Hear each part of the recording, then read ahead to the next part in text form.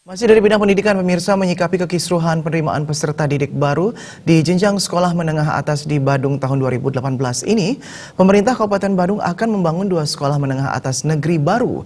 2 SMA negeri tersebut direncanakan rampung sebelum penerimaan peserta didik baru tahun 2019 mendatang.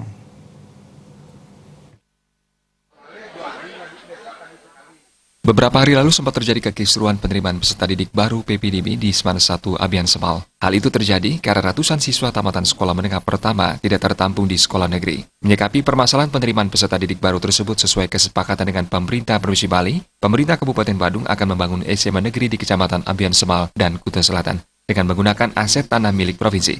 Pembangunan sekolah tersebut didanai dalam anggaran perubahan APBD Badung tahun 2018 sekitar 7 miliar rupiah. Anggota Komisi 4 DPRD Bali Bagus Witrawirawan mengatakan penambahan 2 SMA negeri memang sangat mendesak dilakukan di Badung. Hal tersebut bertujuan menghindari kembali terjadinya kekisruhan permasalahan penerimaan peserta didik baru akibat kurangnya daya tampung SMA negeri di Badung.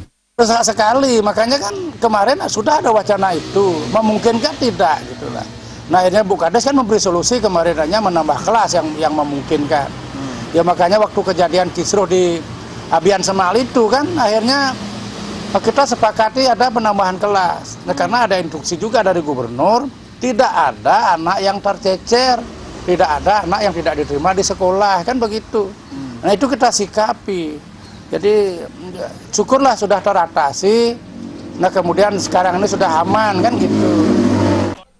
Sementara itu, Ketua Komisi 4 DPRD Badung, Ana Gungurak, Ketut Agus Nadiputra mendukung pembangunan 2 SMA negeri oleh Pemkab Badung. Ia berharap pembangunan SMA negeri baru bisa rampung sebelum penerimaan peserta didik baru tahun 2019 mendatang. DPRD Badung mengapresiasi kebijakan yang diambil oleh Bapak Bupati Badung, pimpinan kami yang ada di Badung. Nanti sepenuhnya gedung dan bangunan itu dan kelengkapannya akan dibangun oleh Kabupaten Badung dan dihibahkan ke provinsi. Tujuannya adalah untuk memfasilitasi daripada warga Badung yang ingin bersekolah di sekolah negeri, khususnya di tingkat SMA.